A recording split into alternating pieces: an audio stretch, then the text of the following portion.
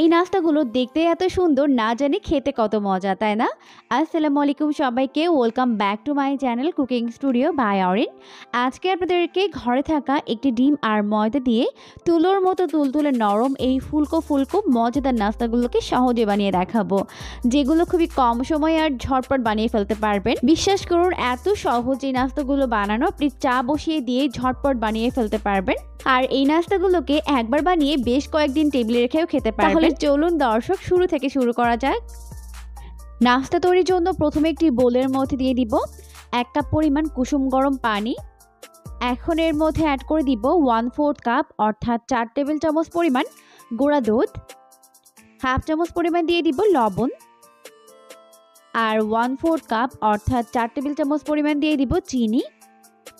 এখন একটি hand whisk দিয়ে খুব ভালো করে সবকিছুকে মিশিয়ে নিতে হবে। মিশিয়ে নেওয়ার পর যখন চিনি ভালোভাবে গলে যাবে, তখন এর মধ্যে একটি ডিম ভেঙে দিব। এখন আবারও সবকিছুকে একত্রে ভালো করে মিশিয়ে নিতে হবে।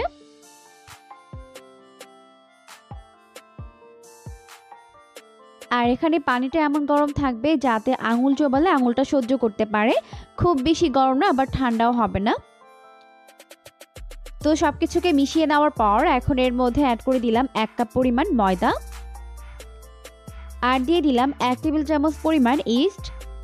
আর এই ইস্ট আপনারা যে কোনো বড় মুদি দোকানেই পেয়ে যাবেন, আর দামটাও হাতের নাগালের মধ্যে। এখন এই সব কিছুকে আবারও খুব ভালো করে মিশিয়ে নিব।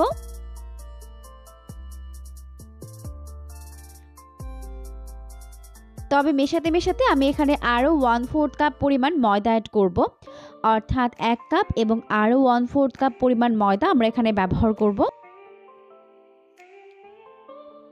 তো খুব ভালো করে এটাকে মিশিয়ে এরকম একটি পারফেক্ট ব্যাটার তৈরি করে নিতে হবে। দেখতেই পাচ্ছেন আমি কিভাবে করে নিচ্ছি। এরকম হ্যান্ড হুইস্ক না থাকলে আপনারা কিন্তু হাতের সাহায্যে এটাকে ভালো করে মিশিয়ে নিতে পারবেন। মিশিয়ে নেওয়ার এই পর্যায়ের মধ্যে অ্যাড করে দিব 1 টেবিল চামচ পরিমাণ সয়াবিন তেল। তেল দেওয়ার পর আবারও সবকিছুকে মিশিয়ে নিচ্ছে। এভাবে একটু সময় নিয়ে সবকিছুকে ভালো করে মিশিয়ে পারফেক্ট একটি ব্যাটার তৈরি করে নিতে হবে। এটাকে যত ভালো করে বিট করা যাবে, ব্যাটারটা কিন্তু ততটাই বেশি পারফেক্ট হবে।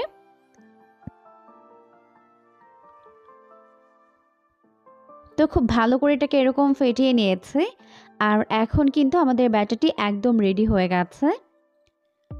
এই পর্যায়ে আমি এটাকে ঢেকে রেখে দিব প্রায় 10 মিনিটের জন্য। আর এই 10 মিনিটের মধ্যে কিন্তু ডোটি একদম পারফেক্টভাবে রেডি হয়ে যাবে। তো এখন ঢেকে রেখে দিচ্ছি প্রায় 10 মিনিটের জন্য। তো ফিরে এলাম 10 মিনিট পর। আর এখন দেখতেই পাচ্ছেন ডোটি কিন্তু ভালোভাবে ফুলে গেছে। এখন এটাকে হাত দিয়ে খুব ভালো করে একটু মেখে নিচ্ছে। আর দেখতেই পাচ্ছেন ব্যাটারের ঘনত্ব ঠিক এরকম হবে। হাত দিলে হাতের সঙ্গে এরকম আঠালোভাবে লেগে যাবে, এরকমই হবে এই নাস্তার ব্যাটারটি। তো এখন চলে যাব নাস্তাগুলোকে ভেজে নেওয়ার জন্য। নাস্তাগুলোকে ভাজার জন্য চুলায় একটা প্যান বসিয়ে দিয়েছে। যথেষ্ট পরিমাণে সয়াবিন তেল দিয়ে তেলটিকে ভালোভাবে গরম করে নিয়েছে। এখন এর মধ্যে এভাবে ব্যাটার দিয়ে দিতে হবে। আর এই পর্যায়ে তেলটিকে খুব ভালোভাবে গরম করতে হবে। আর চুলার আঁচটিকেও হাই ফ্লেমে রাখতে হবে। এতে করে তেলের মধ্যে ব্যাটার দেওয়ার সাথে সাথে এগুলো এরকম ফুলে তেলের উপরে ভেসে উঠবে। দেখতেই পাচ্ছেন।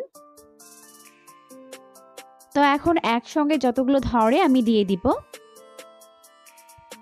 আর এগুলোকে কিন্তু উল্টে পাল্টে দেওয়ারও প্রয়োজন নেই, এগুলো নিজে থেকে এভাবে তেলের ভেতরে ঘুরে ঘুরেই দুইটা সাইড সুন্দরভাবে ভাজা হয়ে যায়।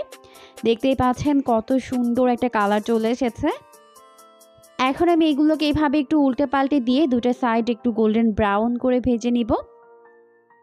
তো নাস্তাগুলোকে ভাজতে ভাজতে সুন্দর একটি কালার চলে এসেছে।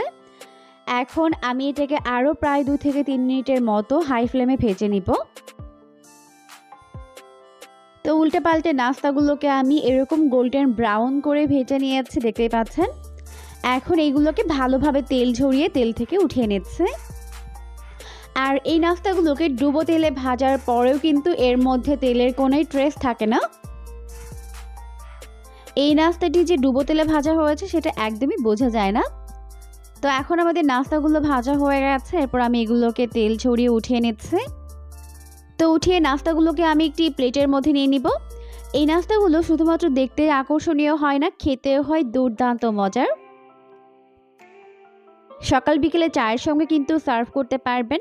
আর এই নাস্তাগুলোকে একদিন বানিয়ে বেশ কয়েকদিন পর্যন্ত টেবিলে রেখেও খেতে পারবেন। তো সবগুলো নাস্তা আমি সেমভাবেই ভেজে উঠিয়ে নিয়েছি। অনেক বেশি সফট আর তুলতুলে নরম হয়, মুখে দিতেই মিলিয়ে যায়।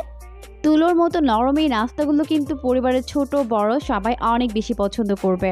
রেসিপিটি ফলো করে অবশ্যই বাসায় ট্রাই করবেন। কেমন হয়েছে তা অবশ্যই কমেন্ট সেকশনে জানাতে একদমই ভুলবেন না। পরবর্তী ভিডিও দেখার আমন্ত্রণ জানিয়ে বিদায় নিচ্ছে। সবাই অনেক বেশি ভালো থাকবেন। আল্লাহ হাফেজ।